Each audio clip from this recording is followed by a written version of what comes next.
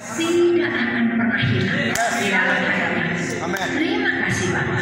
Hanya di dalam nama Tuhan Yesus kita semua yang ingin mendengarkan dan diberkati katakan amin. Haleluya. Duduk Jeko di Saung Galing dan di Merdeka, breakfast di situ. Baru saya menuju ke sini. Ada sebuah cerita yang saya ingin sharing buat Bapak Ibu sekalian yang dikasihi Tuhan. Kenapa ya? Kok Ibu Tina kok berdiri di depan Anda semua? Saya bukan pendeta, tapi saya ingin menyaksikan kasih Tuhan.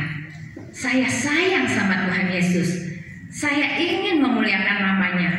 Bahkan setiap hari waktu saya doa di rumah saya itu ada kolam renang. Saya nggak pernah berenang, tapi kolam renang saya itu dicelupin buat orang dibaptis setiap tahun. Udah banyak yang dibaptis di situ. Saya berdoa sama Tuhan. Saya bilang, Tuhan, aduh Tuhan, hidupku ini nggak berguna Tuhan. Kalau aku ini nggak bersaksi buatmu. Saya tepuk dada saya sambil jalan di kolam renang. Setiap hari saya 10.000 langkah, 8 km, 100 menit saya kasih buat Tuhan. Pertanyaannya, berapa menit yang Bapak Ibu berikan buat Tuhan setiap hari? Berapa menit? Dan apa isi hati dan kata-kata Bapak Ibu semua? Jikalau Bapak Ibu adalah hamba Tuhan, berapa banyak yang kita mau berikan buat Tuhan? Saya adalah istri pengusaha. Saya seorang nenek dengan 3 orang cucu. Cucu saya 9 tahun, 8 tahun, dan 2 tahun. Anak saya 4, menikah sudah 2, yang 2 belum menikah. Saya istri Pak Joni Andrea, yang outletnya begitu banyak. Tapi mata saya nggak pernah lihat ke situ tuh. Tapi hati saya tiap hari lihatnya ke atas saja. Lihat sama Tuhan aja. Saya ingin menyenangkan Tuhan, gimana ya, rasanya nggak cukup-cukup gitu loh. 1 Kolose 3 ayat 1-3 mengatakan begini. Karena itu, kalau kamu dibangkitkan bersama dengan Kristus, carilah perkara yang di atas, di mana Kristus ada duduk di sebelah kanan Allah. Pikirkanlah perkara yang di atas, bukan di bumi. Sebab kamu telah mati dan hidupmu tersembunyi bersama dengan Kristus di dalam Allah. Ini kata-kata nggak pernah hilang dari hati saya. Apa yang memotivasi saya begitu sampai saya mau melayani Tuhan? Waktu saya hampir habis hanya buat Tuhan. Nomor 1 bukan bisnis, jangan salah. Nomor bisnis itu adalah yang ketiga dan keempat. Prioritas saya Tuhan nomor 1.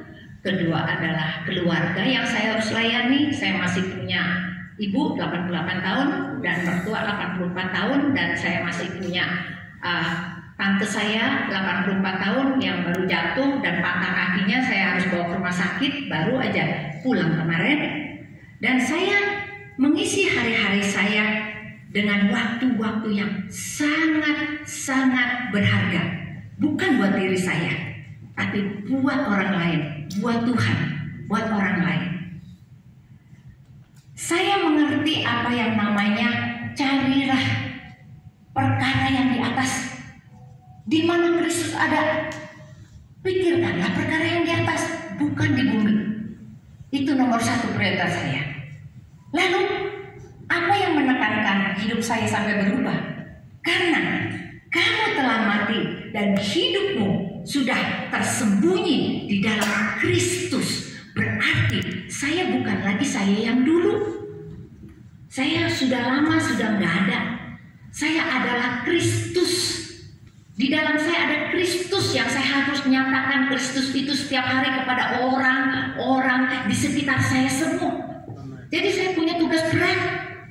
Saya harus menjadi Kristus buat suami saya. Saya harus jadi Kristus buat mertua saya, ibu saya, kakak saya, ipar saya, dan semua orang. Saya harus jadi Kristus buat pegawai saya, 10.000 orang. Saya harus jadi Kristus di mana saja saya harus berada. Oleh karena itu, Saya jaga perkataan saya jaga pikiran saya jaga hati saya jaga tangan dan kaki saya. Saya mempunyai satu cerita tentang seseorang yang mencari harta karun, dan dia sudah punya map dan kompasnya. Orang ini sedang pergi untuk mencari harta karun yang besar dan tidak ternilai harganya. Dia pergi, lalu dia melihat harus lewatin lembah, harus lewatin padang gurun, dan harus naik ke bukit, turun lagi. Sehingga satu kali dia dikasih satu titik, ini dia tempatnya nih, ini dia tempat harta karunnya. Kemudian orang ini mulai menggali sampai dia ketemu tuh bunyi gitu ya, dan mulai kelihatan seperti pintu, dan dibukalah, dan ternyata dalamnya terowongan. Masuklah dia ke dalam terowongan. Begitu dia masuk ke dalam terowongan, dia sudah berpikir pasti harta karunnya sudah kelihatan. Tapi dia terheran-heran karena harta karun itu tidak kelihatan, tetapi yang kelihatan adalah lorong di kiri, di kanan, semua. Lalu kemudian kompas itu menunjukkan sebuah arah, bukan di lorong, tapi di ujung sana. Kompas itu menunjukkan ke sana. Dia sudah dapat map dan ke sana. Dia berjalan. Sampai berjalan di sana ada pintu, tapi pintunya kecil banget. Dia nggak bisa masuk. Dia harus mundur lagi. Lalu dia mulai berpikir, saya bagaimana ya cara masuk ke pintu itu? Pintunya terlalu kecil, saya terlalu besar.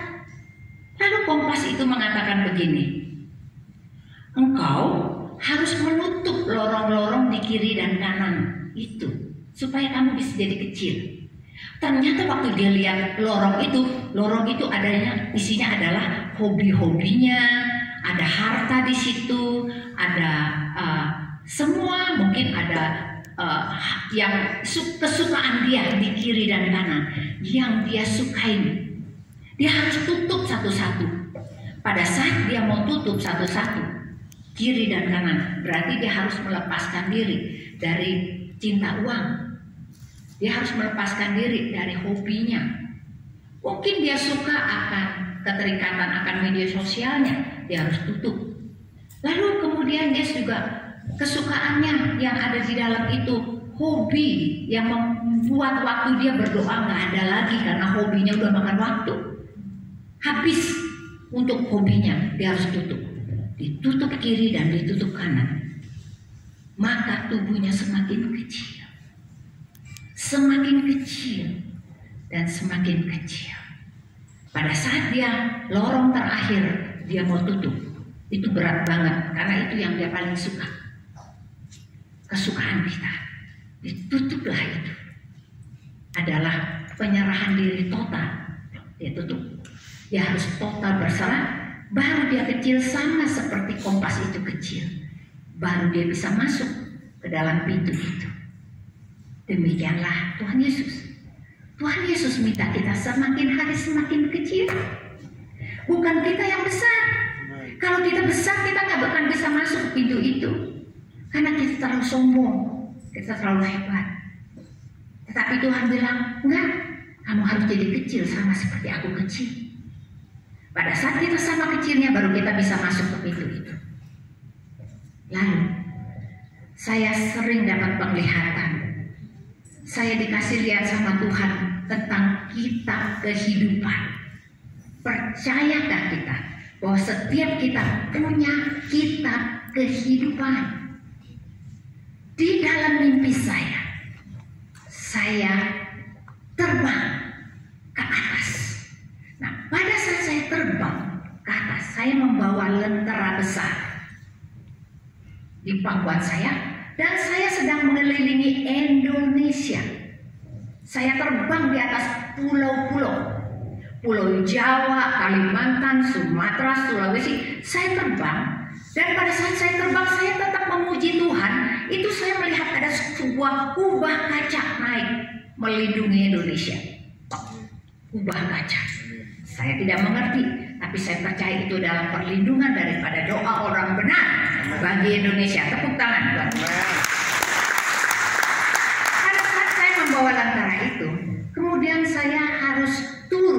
bawah, dan saya harus masuk ke sebuah ruangan yang kecil sekali, dan saya tahu di situ ada Tuhan Yesus.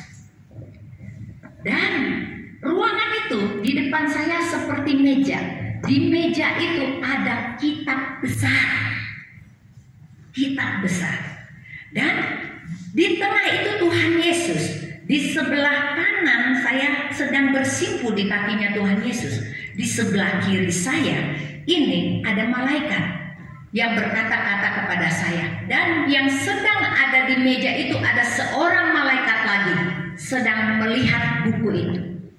Lalu dibukalah tentang kitab kehidupan saya.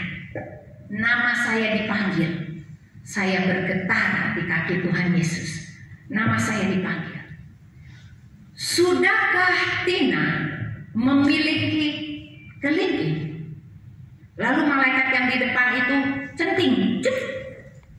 Sudahkah Tina memiliki jari manis? Centing lagi dia. Sudahkah Tina memiliki jari tengah? Centing lagi dia. Sudahkah Tina mempunyai jari telunjuk? Dicenting lagi. Lalu, sudahkah Tina memiliki jari jempol?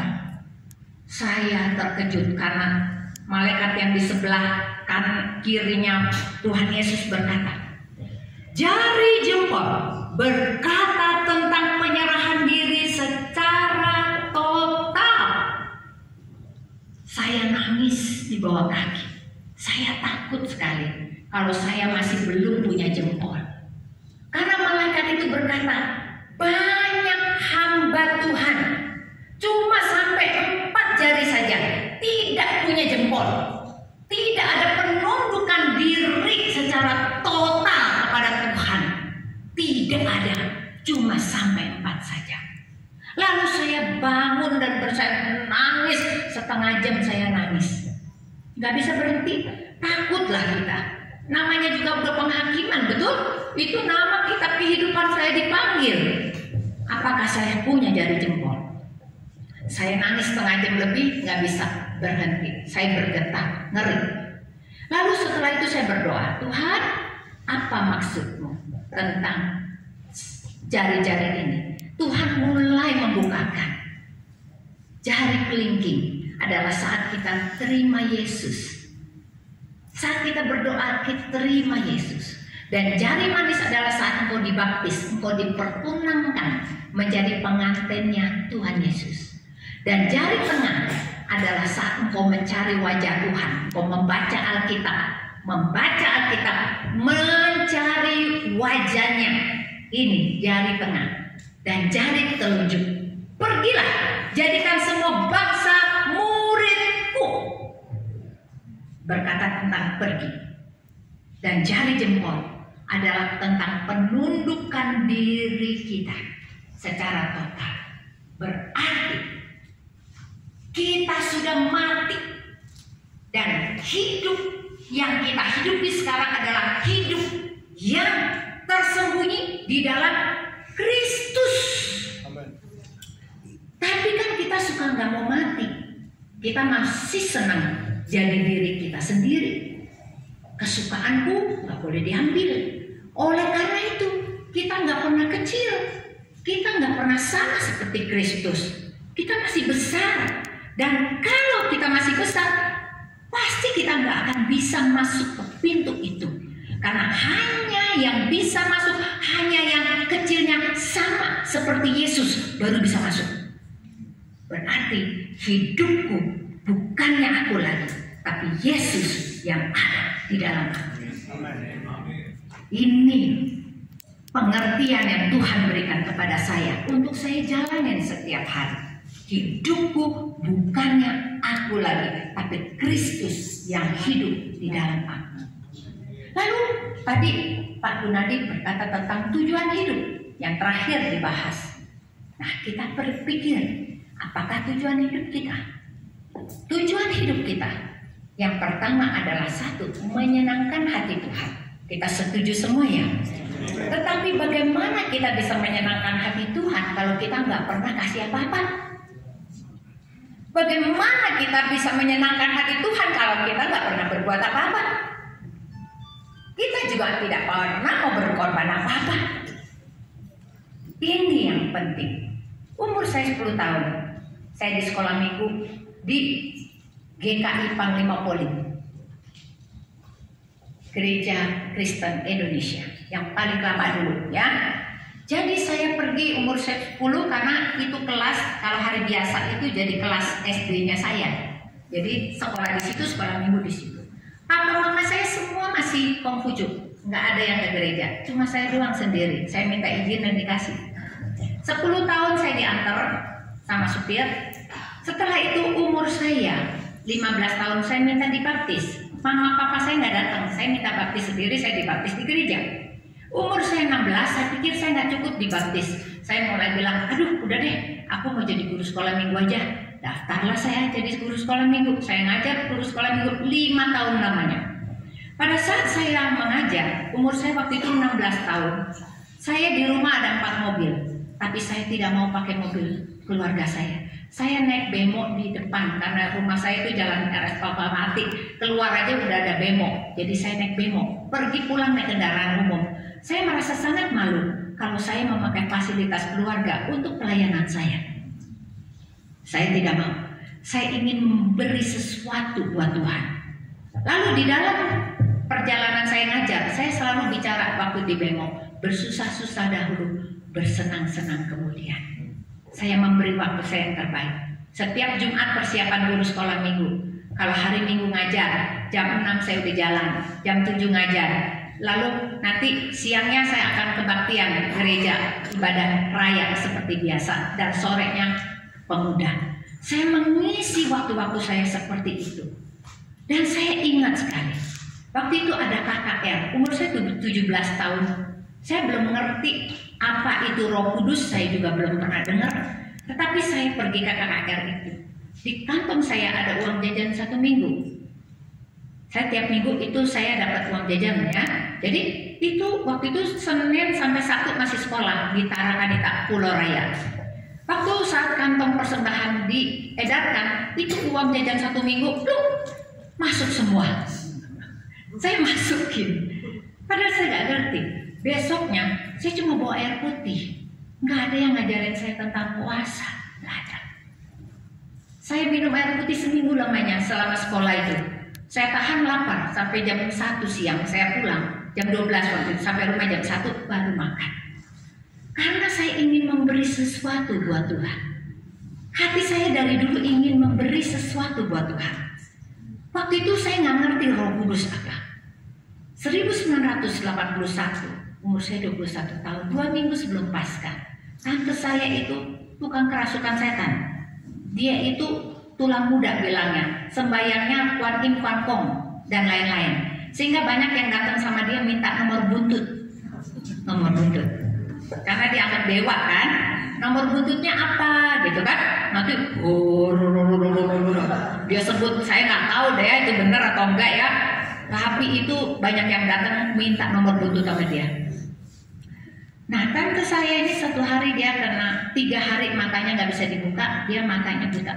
Jadi gini, nggak bisa dibuka. Satu-satunya orang yang bisa diminta tolong cuma saya, dari ibu saya yang belum kenal Tuhan. Jadi dia telepon saya, Tina pulang cepat. Ini doain kuku kamu. Matanya udah 3 hari nggak bisa dibuka. Saya orang yang paling polos, saya pulang ke rumah, lalu saya besuk kuku saya karena rumahnya itu belakang persis petak-petakan, jadi ada vide juga. Jadi saya lewat gang 1 itu saya udah ke rumahnya. Saya duduk di sebelahnya. Saya bilang, Tuhan Yesus, Engkau sayang sama semua orang, Engkau juga sayang sama kuku saya. Oleh karena itu sembuhkanlah dia.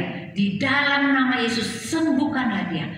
Aku berdoa dalam nama Yesus. Tiba-tiba saya merasakan ada kuasa yang masuk ke badan saya.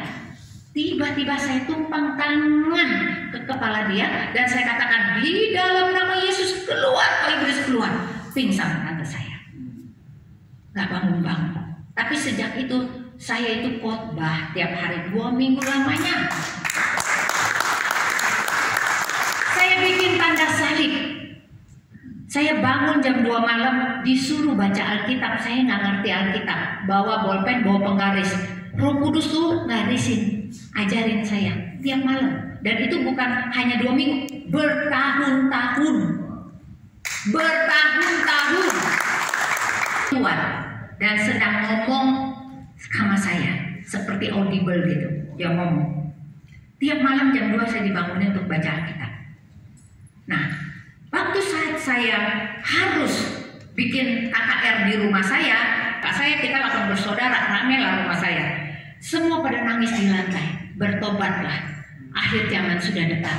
Bertobatlah, bertobatlah, akhir zaman sudah dekat. Yesus segera datang, Yesus segera datang. Mereka semuanya akhirnya keluarga saya diselamatkan Tuhan. Papa mama saya dibaptis, aku saya terakhir dibaptis juga. Semua terima Yesus, kakak adik saya semua. Tante saya yang kerasukan setan, setelah dibaptis dia tidak pernah kerasukan lagi. Dan dia baik-baik saja. Karena ada darah Kristus, darah Yesus yang membungkus dia. Tidak ada lagi roh jahat yang bisa masuk kepada dia. Puji Tuhan, haleluya. Itulah kisah kehidupan saya latar belakang. Sampai saya menikah dengan Pak Joni Andrean. Itu juga Tuhan yang suruh. Lucu ya, Tuhan itu ikut dalam perjodohan kita ternyata. Ada yang masih single di sini. Tenang Bu, doa Bu, Tuhan yang tunjukin. Tuhan tunjukin. Karena sebetulnya Pak Joni itu bukan pilihan saya. Saya sudah ada calon insinyur lulusan Amerika, ya, insinyur engineering. Lebih cocok karena papanya itu adalah majelis gereja. Saya papanya majelis gereja. Si cowok ini adalah ketua pemuda. Saya bendaharanya. Cocok nggak? Cocok. Cocok ya. Dijemput Bu, dijemput, dibukain pintu gitu ya. Tapi Tuhan bilang no, bukan dia. Kau harus pilih Pak Joni Andrean. Dan Pak Joni Andrean bukan orang kaya. Saya kebingungan. Kenapa pilih yang model begini di Pademangan 3 gang 14 nomor 27? Jangan pergi ke sana karena rumahnya udah dijual. Ya, di sini ada ciciknya Pak Joni Andrean, ini Bulusi. Dia pendoa dan dia banyak membawahi kubu doa. Saya mengucap syukur sama Tuhan karena Tuhan ikut campur dalam perjodohan saya. Pada saat saya melihat Pak Joni Andrean, saya bilang, Tuhan, apa kau nggak salah? Tuhan bilang, benar yang ini. Dia seperti berlian yang belum digosok. Jadi tukang gosoknya itu saya. Saya yang bonyok, dia yang mengkilat. Ternyata benar Pak. Setelah saya menikah 37 tahun, yang berkilau-kilau adalah suami saya. Tapi yang bonyok-bonyok saya, nggak apa-apa. Yang paling penting Tuhan Yesus dipermuliakan. Lalu saya berpikir tentang bagaimana Tuhan mengajar saya untuk menjadi terang bagi keluarga saya. Matius 5 ayat 14 sampai 16 berkata begini, kamu adalah terang dunia. Kota yang terletak di atas gunung tidak mungkin tersembunyi. Lagi pula orang tidak menyalakan pelita lalu meletakkannya di bawah gantang, melainkan di kaki dia, sehingga menerangi semua orang yang di dalam rumah itu. Demikianlah hendakmu bercahaya di depan semua orang, supaya mereka melihat perbuatanmu yang baik dan memuliakan Bapamu di sorga. Ini yang Tuhan minta. Saya harus jadi terang buat keluarga saya. Harus jadi terang buat suami saya. Suami saya benar-benar antik karena dia adalah orang yang paling unik yang Tuhan taruh dan paling nyusahin saya sebetulnya. Kalau saya dilihat tiap hari harus jadi Yesusnya dia. Kalau saya naik nada tinggi, suara nada saya menjawab dia pakai tinggi, dia akan melihat kepada saya dan berkata begini, hari ini kamu bukan menjadi Yesus. Aduh, itu berat sekali loh beban saya.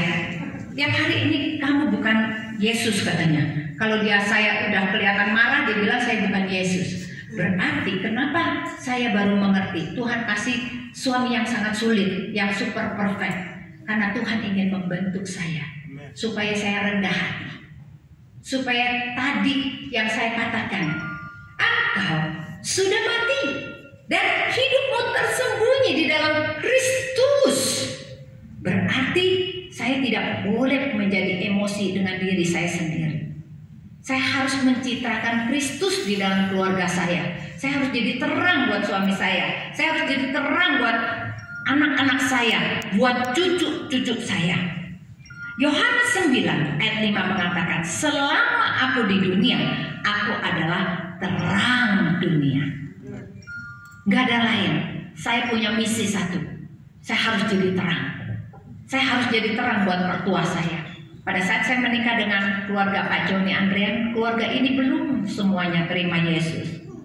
Tapi puji Tuhan sekarang ipar-ipar semuanya sudah terima Yesus, sampai famili ipar juga semuanya sudah. Puji Tuhan, haleluya. Saya harus jadi terang. Karena kalau saya tidak jadi terang, saya bukan hamba Tuhan. Kalau saya belum jadi terang, saya itu belum mati. Belum mati. Saya belum mati untuk diri saya. Saya harus matikan kehendak saya sendiri. Saya harus matikan ego saya sendiri. Saya harus matikan kesenangan saya sendiri, supaya orang lain yang senang, jangan saya yang senang. Supaya melalui kesenangan mereka, Tuhan Yesus disenangkan. Itu tujuan hidup saya. Suatu hari Tuhan memberikan saya mimpi lagi. Berarti kita semua harus dihakimi, bukan? Kitab kehidupan kita dicatat. Kalau kita belum takluk kepada Tuhan dengan fully surrender, penyerahan diri secara total, berarti engkau sudah mati. Penyerahan diri secara total adalah berarti engkau sudah mati. Dan engkau hidup, tapi sekarang bukan engkau yang hidup, tapi Kristus yang hidup di dalammu. Amen. Wahyu 20 ayat 11 sampai 15 mengatakan begini. Lalu aku melihat suatu tahta putih yang besar, dan Dia yang duduk di atasnya, dan di hadapannya lenyaplah bumi dan langit, dan tidak ditemukan lagi tempatnya. Dan aku melihat orang-orang mati, besar dan kecil, berdiri di depan tahta itu. Lalu dibuka semua kitab, dan dibuka juga kitab lain, yaitu kitab kehidupan, menurut perbuatan mereka, berdasarkan apa yang tertulis di dalam kitab itu. Hati-hati, hati-hati. Saya ingat banget ayat ini. Setiap perbuatan saya dicatat. Dicatat. Oleh karena itu setiap hari ini adalah kompas hidup saya. Dicatat dalam kitab kehidupan. Semua kitab dan kitab kehidupan. Berarti betapa seramnya hidup kita. Jangan main-main. Kalau engkau dipanggil menjadi hamba Tuhan, menjadi pendeta, engkau punya tugas yang sangat berat. Karena apa yang kau sampaikan itu harus menghidupi jemaat. Kalau sampai ada jemaat yang masuk neraka, berarti darahnya ditanggungkan kepada kita. Karena kau belum menyampaikan yang benar, sehingga mereka jadi sesat. Mereka tuh nggak ngerti. Kita, darah mereka ditanggungkan kepada kita. Berarti bukan enak menjadi pemimpin, tetapi kita punya kewajiban, beban yang berat untuk melakukan apa yang menjadi tugas kita. Melakukan perbuatan baik sehingga bisa ditulis di dalam kitab itu. Gak boleh ada yang salah, gak boleh ada yang miss. Kalau sampai miss pun cepat-cepat bertobat, minta ampun, baru kitabnya bersih. Jangan sampai kitab kita coreng-moreng dengan dosa kita.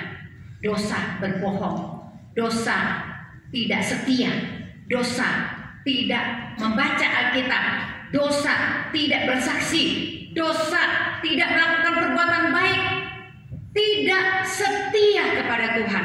Wah, itu serem sekali. Hati-hati. Maka laut menyerahkan orang-orang yang mati di dalamnya, dan maut dan kerajaan maut menyerahkan orang-orang mati yang ada di dalamnya, dan mereka dihakimi masing-masing menurut perbuatannya. Lalu maut dan kerajaan maut dilemparkan ke dalam lautan api. Itulah kematian yang kedua, lautan api. Dan setiap orang yang tidak ditemukan namanya tertulis dalam kitab kehidupan, ia akan dilemparkan ke dalam lautan api itu. Saya punya penglihatan. Dalam penglihatan saya sedang berenang-renang di sebuah sungai.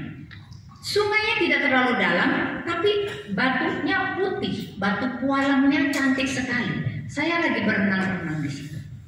Lalu tiba-tiba trompet sangkakala Allah dibunyikan. Bunyi trompetnya seperti tadi, ketuet gitu, bunyi. Lalu herannya, saya selalu melihat malaikat saya. Saya punya satu malaikat di dalam mimpi saya itu. Siap berdiri, ada di tepi sungai itu.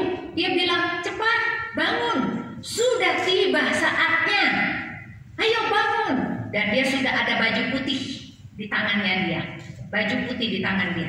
Lalu dia menunjukkan ke tempat shower, suruh saya bilas. Lalu setelah bilas saya dipakaikan baju ini. Lalu saya mau masuk tempat di mana kita harus pergi. Di suatu tempat karena trompet itu sudah dibunyikan. Lalu saya lihat, satu tempat itu kayak ngantrian Disneyland gitu loh. Panjang kayak ular naganya. Kayak orang ngantri tiket. Lalu saya duduk di situ, saya berdiri di situ ngantri. Tiba-tiba saya dipanggil sama malaikat saya tadi. Sini di sebelah sana. Antrian kamu bukan di sini yang ramai orang itu. Antrian kamu di sebelah sana.